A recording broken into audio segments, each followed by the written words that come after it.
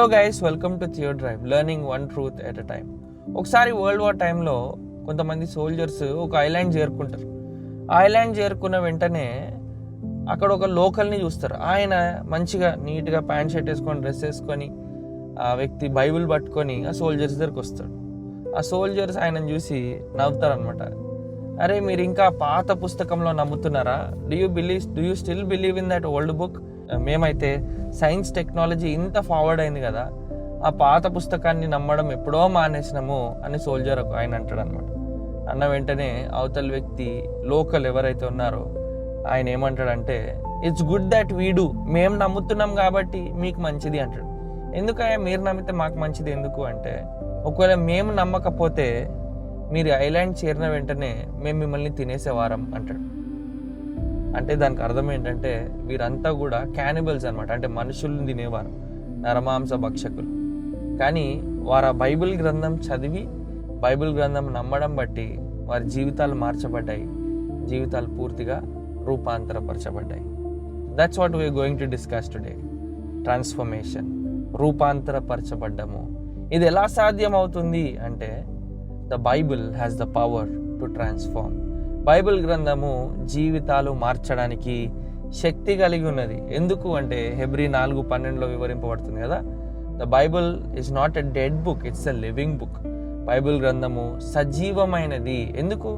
ఎందుకంటే జీవము కలిగిన దేవుని మాట గనుక, జీవము గల దేవుడు ఆ మాట ద్వారా మనతో మాట్లాడుతున్నాడు కనుక the Bible is living. Bible గ్రంథము సజీవమైనది అని గుర్తుపెట్టుకోవాల్సిన అవసరం ఉన్నది. బైబిల్ గ్రంథం ఎందుకని ఇంత శక్తివంతమైనది అంటే, because it has divine origin. దేవుడే దాన్ని ప్రేరేపించి రాయించున్నాడు. అండ్ పరిశుద్ధాత్మ దేవుడు లేఖనాన్ని వాడుకొని, వాక్యాన్ని వాడుకొని మనతో మాట్లాడుతూ ఉంటాడు. బైబిల్ గ్రంథము 2 అంచుల ఖడ్గం కంటే పదునైనది. అది చాలా షార్ప్గా హృదయాల్లోకి దూసుకొని వెళ్ళిపోతున్నట్టు చూస్తూ ఉన్నాం. మరి బైబిల్ గ్రంథం ఇంత శక్తివంతమైనది కనుక మనం చాలా ఖచ్చితంగా గుర్తుపెట్టుకోవాలంటే, మనం బైబిల్ చదివేటప్పుడు ద గోల్ ఇస్ ట్రాన్స్ఫర్మేషన్. గమ్యం ఏమైనది? What is the result that you're expecting అంటే, రూపాంతరపరచబడాల్సిన అవసరం ఉన్నది. డిఎల్ మూడీ అనే భక్తుడు అందుకే ఈ విధంగా అన్నాడు, the Bible is not for information, it's for transformation అన్నాడు. ఇది సమాచారం కోసం కాదు. సమాచారం కోసం చాలా పుస్తకాలు ఉన్నాయి. Yes, it informs. అవును, దానిలో చాలా ఇన్ఫర్మేషన్ ఉంది. కానీ బైబిల్ చదువుతున్నప్పుడు గురి ఏమై ఉండాలంటే, అది జీవితాన్ని మార్చాల్సిన అవసరం ఉందని గుర్తుపెట్టుకోవాలి. ఎలా మార్చాలండి అంటే, పేతురు భక్తుడు 1 chapter 23 verse అంటాడు, we are not born of corruptible seed but of incorruptible through the living word of God. దేవుని వాక్యం ద్వారా మనం నూతనపరచబడ్డాం. మనము ప్రశస్తమైన దేవుని వాక్యం ద్వారా తిరిగి జన్మించున్నాము అని ఆయన ఆ రీతిగా మాట్లాడుతున్నట్టు గుర్తిస్తూ ఉంటాం. కనుక ఈ ట్రాన్స్ఫర్మేషన్ అనేది ఎక్కడ ప్రారంభం అవుతుంది అంటే, బైబిల్ చదువుతున్నప్పుడు మన జీవితం మార్చబడ్డానికి, మన స్థితిని మనం గమనించి, మనం రక్షణలోకి నడిపించబడ్డానికి, మనం క్రీస్తుని కనుగొనడానికి బైబిల్ గ్రంథము శక్తివంతమైనది. ఆ రీతిగా జీవితాన్ని పూర్తిగా మార్చివేస్తూ ఉన్నది. క్రీస్తునందు ఉన్నప్పుడు నూతన సృష్టిగా మార్చబడతాం కదా, ఆ నూతన సృష్టిగా మార్చబడే అనుభవము వాక్యం ద్వారా కలుగుతూ ఉన్నది అని ఖచ్చితంగా మనం ఆలోచన చేయాల్సిన అవసరత ఉన్నది. So regeneration and being transformed on the inside out, మనం పూర్తిగా రూపాంతరపరచబడే అనుభవము అది బైబిల్ ద్వారా సాధ్యమని గుర్తించాలి. It transforms us for who we are. కేవలము మన స్టేట్ని మాత్రమే కాదు, కేవలం మన స్థితిని మాత్రమే కాదు, కేవలము మన గుడ్డితనంకి వెలుగు కలగజేయడం మాత్రమే కాదు, మన చచ్చిన స్థితి నుంచి బ్రతికించడం మాత్రమే కాదు. బైబిల్ గ్రంథం ఇంకే విధంగా మనల్ని ట్రాన్స్ఫార్మ్ చేస్తూ ఉన్నది, ఇంకే విధంగా రూపాంతరపరుస్తూ ఉందంటే, రోమన్స్ 12:2 చూస్తాం కదా, ఏంటంటే, do not be conform to this world but be transformed by the renewing of your mind. మీ మనస్సులను మీరు ఏం చేయాలంటే నూతన పరుచుకోవాలి. అది ఎట్లా సాధ్యం అంటే, it's only possible through God's word. మనం ఇంతకు ముందు అంతా కూడా లోకానుసారమైన థింకింగ్ ఉంటుంది, లోకానుసారమైన ఆలోచన విధానం మనకు ఉంటుంది. అన్నిటి గురించి కూడా ఒక హ్యూమన్ పర్స్పెక్టివ్తో మనం ఆలోచన చేస్తూ ఉంటాం. కానీ బైబిల్ చదువుతున్నప్పుడు బైబిల్ దృక్పథం వస్తుంది. బైబిల్ కోణం నుంచి ప్రతిదాన్ని చూస్తూ ఉంటాం. బైబిల్ ద్వారా లోకాన్ని అర్థం చేసుకుంటూ ఉంటాం. బైబిల్ అద్దాలు మనం ధరించుకున్నప్పుడు అంతా వేరే లోకంగా కనిపిస్తూ ఉన్నది. అసలు ఈ లోకంకి నిజ స్వరూపం ఏంటనేది మనకు తెలుస్తూ ఉన్నది. ఆ థింకింగ్ అనేది మారుతుంది. So that's why we need to come to God's word. దేవుని వాక్యం యొద్దకు రావాలి. మనం ఇంకా మన థింకింగ్ వరల్డ్లీగా ఈ లోకానుసారమైన మనస్తత్వం కలిగి ఉంటున్నామంటే 100% రీజన్ ఏంటంటే వాక్యము మన మైండ్స్ని ట్రాన్స్ఫార్మ్ చేయట్లేదు. జాన్ 17:17 ఈ విధంగా రాయబడింది కదా, sanctify them by your truth, దై వర్డ్ ఈజ్ ట్రూత్. నీ వాక్యమే సత్యము, నీ వాక్యం ద్వారా వారిని పరిశుద్ధపరచుము అని యేసుక్రీస్తు ప్రభువారు స్వయంగా ప్రార్థిస్తున్నాడు చూస్తున్నాం.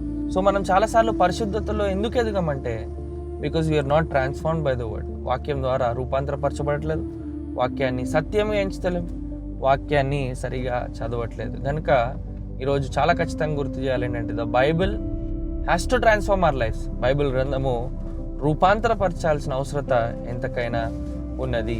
పరిశుద్ధపరచబడాలి. మనము మన జీవితంలో ఉన్న ప్రతి ఆలోచనను శుద్ధి చేసుకుంటూ వెళ్ళాల్సిన అవసరం ఎంతకైనా ఉన్నది. And it also confirms us into the image of Christ. క్రీస్తు స్వారూప్యంలో కూడా బైబిల్ గ్రంథం ఎంతకైనా తీర్చిదిద్దుతూ ఉన్నది. అగస్టిన్ ఒకరోజు ఇష్టానుసారమైన అభిప్రాయాలు కలిగి ఆయన ఒక గ్రీక్ ఫిలాసఫీలో పట్టబడినవాడు. ఆయన ఆలోచన గ్రీక్ ఫిలాసఫీ ద్వారా ప్రభావితం చేయబడిన ఆలోచన అనమాట. అంత మాత్రమే కాదు, ఈ అగస్టిన్ యొక్క జీవితము పాపంతో నింపబడిన జీవితం అనమాట. ఆయన ఒకరోజు సాధారణంగా ఆయన జీవితం గడుపుతూ ఆయన జీవితం జీవిస్తున్నప్పుడు కొంతమంది పిల్లలు ఆడుకుంటూ ఆయనకి వారు ఒక గేమ్ ఆడుతున్నప్పుడు ఈ మాటలు పలుకుతున్నట్టు ఆయన విన్నాడు అనమాట. టోలే లేగే అన్నట్టు ఆయన విన్నాడు.